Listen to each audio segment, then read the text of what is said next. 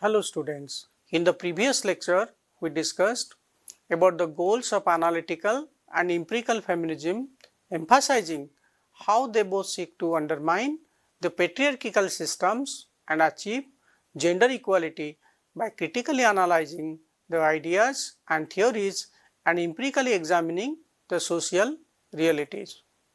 We then discussed about the feminist perspectives on the state that offer critical insights into how gender dynamics intersect with the political power and governance. By interrogating these dynamics, feminists seek to transform the state structures to be more inclusive, equitable, and responsive to the needs and rights of all the individuals regardless of their gender, even the third gender. In this lecture, we will discuss about feminist views on security and war and economic issues. Then we will talk about the general contribution of feminism to international relations, ending our discussion with few concluding remarks while summarizing the main points we have discussed. This would be the outline of our today's lecture. First, we will discuss about the feminist views on security and war, then their views on economic issues, then we will assess the contribution of feminism to international relations, and then we will make an assessment of feminism as a separate theory in international relations, and at the end we will summarize the whole discussion we have made in this lecture. So let us start with the feminist views on security and war. Feminist analysis has played particular emphasis on developing a gendered conception of security and war. Conventional approaches to present it as at the highest end of international politics. So basically the conventional international politics or the conventional mainstream IR theories consider security at the highest end of international politics. In this view, states have prime responsibility for maintaining security as reflected in the notion of national security. So since states are the primary actors in international politics, their main focus is on national security. The major threats to security are therefore external, coming in particular from other countries. So when you formulate security in an external perspective, so basically you look at the problem from other countries, not from within the country. Feminists for their part have criticized this view of security on two grounds. First, it is premised on the masculinist assumptions about rivalry, competition and inevitable conflict arising from a tendency to see the world in terms of interactions among the series of power-seeking autonomous actors. So when you formulate this kind of security, then you are highlighting the rivalry, competition and the conflict arising from in the world because of the interactions of the states, those who are autonomous, those who are selfish and those who are particularly interested for desiring more and more power or accumulating more and more power so that they can better serve their interest. The second is the conventional idea of national security tends to be self-defeating as a result of security paradox. This creates what has been called as insecurity of security. So the second problem when you interpret security purely in military terms is that it creates a kind of security paradox or you can say security problem. Feminist theories by contrast have embraced alternative conception of security, most commonly the notion of human security, which consists of two things. First, the freedom from fear, particularly armed conflict and human-made physical violence, and the freedom from wants, poverty, inequality, structural violence, all this. So because of the limited understanding of security by the realist theorist or maybe by other theorists, those who focused on the military aspect of security, so feminists are in favor of reformulating or thinking of a new perspective of security that gives importance to human security. Therefore, the threat of interstate war is quite bogus and merely serves to conceal the wide range of other threats from which women suffer internally. So when you think that your security threats are from other countries, so in a way you are concealing the kind of threats the women are suffering at the domestic level. For feminists, war is closely associated with masculinity. Dominance of men in senior positions in political and military life may mean that decisions about war and peace are made by people who see the world in terms of conflict, rivalry and competition. Again, this is a very serious kind of understanding of war, because the feminists think that because all the males are in very senior position, so their understanding of international politics would be different, because they interpret everything in terms of conflict, rivalry and competition.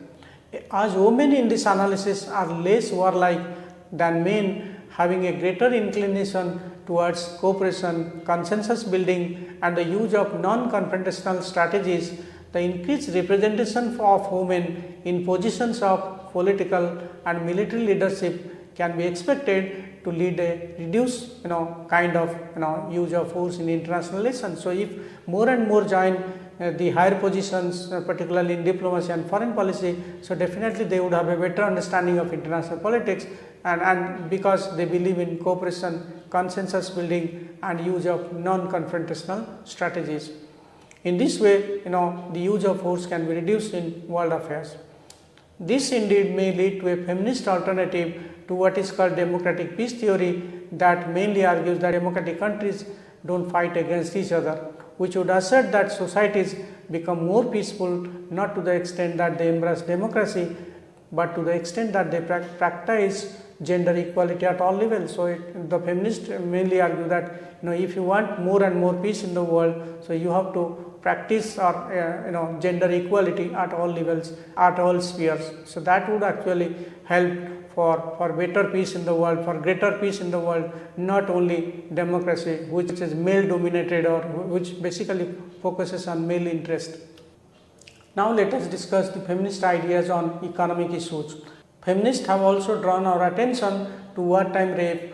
Often rape is not just an accident of war, but a deliberate military strategy designed to demoralize, punish and shame the enemy. So, you must have seen during civil war, during interstate war, how rape has been used. It is not just an accident, rather it is a deliberate strategy to take revenge against a country, against a society, against a community, to demoralize, punish and shame. Similarly, there has also been a long tradition of feminist theorization about economic issues, particularly undertaken by social feminists.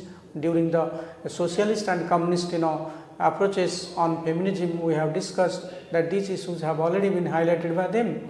The notion of housewife began to place women's work in the private domestic sphere as opposed to public world of production inhabited by men. Even though most women do work outside the home, the association of women with gendered roles such as housewife, caregiver and mother came to be seen as natural. So, once you identify the work sphere, or you divide the work sphere as something private, something public, the women are supposed to work in the private sphere as caregivers, as housewife, or perform some kind of gendered roles. So, that creates the problem, because because it is not helpful to them, because that in a way subordinates their position, undermines their position. Consequently, when women do enter the workforce, they are disproportionately represented in the caring profession or light manufacturing industries, occupations that are chosen because of values that are often emphasized in female socialization. So, you are socialized right in the beginning in the family, that this is the profession you have to work, that is the profession you have to avoid. So, that kind of problem lead to lower kind of wages, on the assumption that your wages are supplementary to the family income, it is not the main income. So, because of this stereotypeness, so you are given a particular kind of job which may not be very attractive, or which may not be with very good salary, because most of the employers, they think that if any lady is working, or if any woman is working, she is not running the family on her own, rather she is getting some salary, and that salary will be an additional income for her family. Even when women benefit from entry into the workforce, they continue to suffer from double or even triple burden, because women carry most of the responsibility for the household labor which is unpaid. So, even if some women are going to outside the house to work in the public sphere, again they are overburdened with the household responsibilities, because they are generally supposed in the society to look after the family, to look after the child, to look after the elders. So, and that is not paid, that is again unpaid. So, that again when you do unpaid type of things which is not valued, so you do not get the kind of status, the kind of position, the people who are doing paid jobs. So, that is again the problem. Unremunerated labor plays a crucial role in the reproduction of labor necessary for waged work, yet it has rarely been the concern of economic analysis. A narrow definition of work as work in the waged economy, one that is used in economic accounting, tends to render invisible many of the contributions that women make to the global economy. So, once you say that this is the labor, this is paid labor, this is unpaid labor, and you value paid labor, so that in a way make the contribution of women less visible to the society, to the policymakers, to the governance institutions. So, that is the main argument of feminists on their understanding of economic issues. Now, let me focus on the contributions. Based on general framework suggested by the feminist international relations scholars, feminist general contribution to mainstream international relations studies can be summarized as follows. First, gender analysis should be introduced in order to dismantle the traditional theoretical structure of international relations which are gender driven. The mainstream view of traditional high politics issues such as national interest, power, security and war should be revealed and reformulated. So, there are so many problems with the conceptual issues, how national interest is formulated and understood, power, security, war, everything should be revealed for their gender bias, and they need to be reformulated.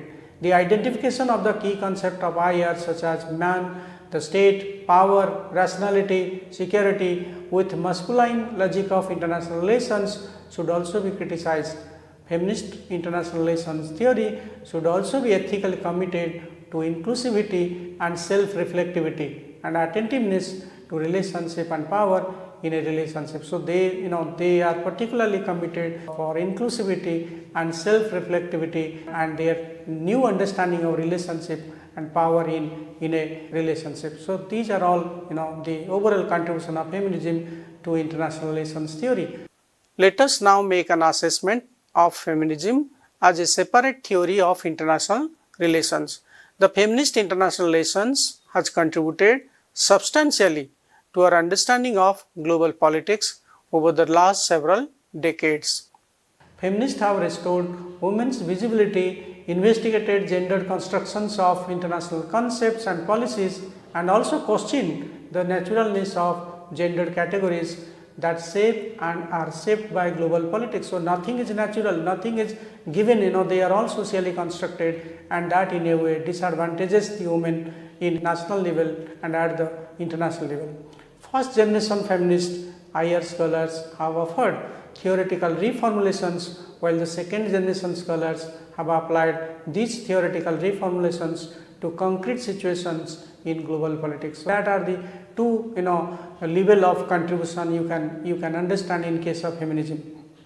Despite this, feminist approaches to international relations have been criticized due to its sole and exclusive focus on the role of women in world politics and disregard of the role of men in the same context. So, basically the feminists are criticized because they are only highlighting the contribution of the female, they are only talking of the empowerment of female and not the male. In fact, it is believed that the tacit feminist stance have a tendency to view women always as a victim and men as always the oppressor, which is not correct because it weakens the feminist analysis of gender and gender relations in the field. So, basically it is not correct to say that women are always the victim and male are always the oppressors, because there are many males who can also be victimized by the female. So, unless and until we accept this, the basic assumption of feminist analysis of international relations would not be considered something legitimate, something broadly accepted in the society, in politics.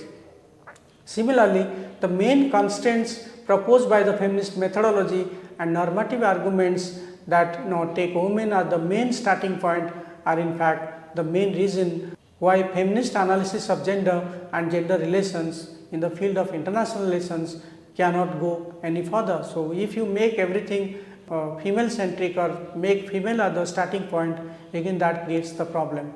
The success of the feminist analysis of gender and gender relations in the field of international relations is still debatable, and still there is a need for expansion and reformulation of main arguments of gendering of international relations to be able to talk about a full-fledged theory of international relations. So, basically if we correct these kind of problems, feminism can be offering a new kind of insight or new insights to the study of international politics.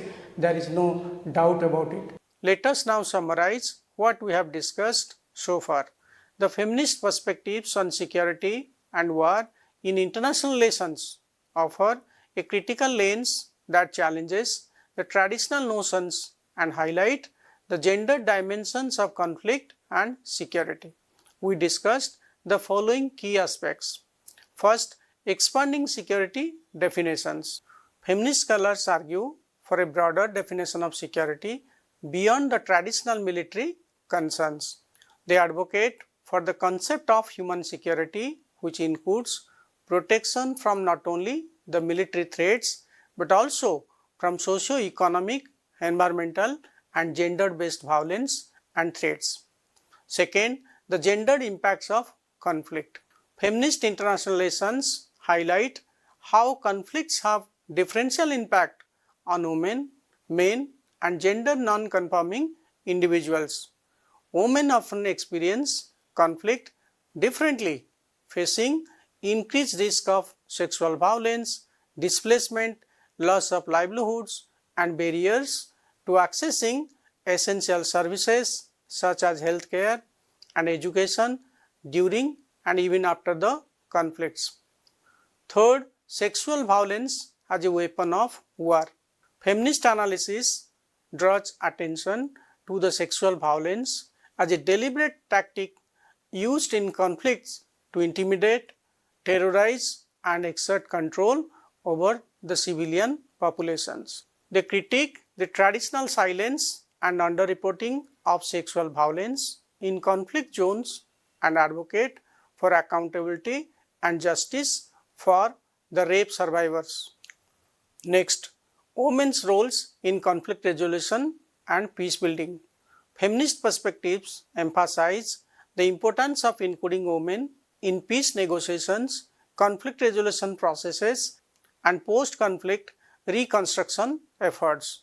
They argue that women's participation not only promotes more inclusive and sustainable peace agreements but also addresses the underlying socio-economic inequalities that contribute to military conflict. Next, critique on militarism. Feminist scholars critique the militaristic approach to security that prioritizes military solutions and defense spending. They argue that militarism perpetuates a cycle of violence and fails to address the root causes of conflict such as inequality, poverty and even discrimination. Next, gender mainstreaming in security policies. Feminist perspectives advocate for gender mainstreaming in security policies and practices, ensuring that gender considerations are integrated into all stages of conflict prevention, peacekeeping and even humanitarian responses. This includes promotive gender sensitive training for military and peacekeeping personnel, such as the United Nations peacekeeping operations. Overall, the feminist views on security and war in international relations challenge the traditional state-centric and militaristic approaches by highlighting the gender dimensions of conflict, advocating for inclusive and gender-responsive security policies, and promoting the active participation of women in peace building and conflict resolution processes. Feminist perspectives on the economy provide a critical analysis of how economic systems and policies impact women and gender relations. Feminist scholars highlight the persistent gender division of labor within the economy, where women are often relegated to low-paid and undervalued sectors such as caregiving, domestic work, and informal labor.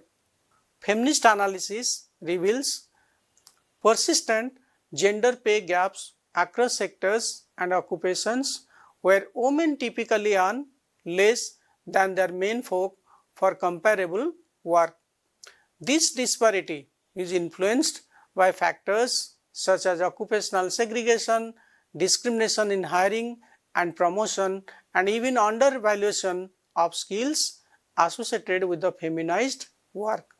They critique the austerity measures and neoliberal economic policies that prioritize market efficiency over social welfare, often leading to cuts in public services and social protections that disproportionately affect women and other marginalized sections of the society.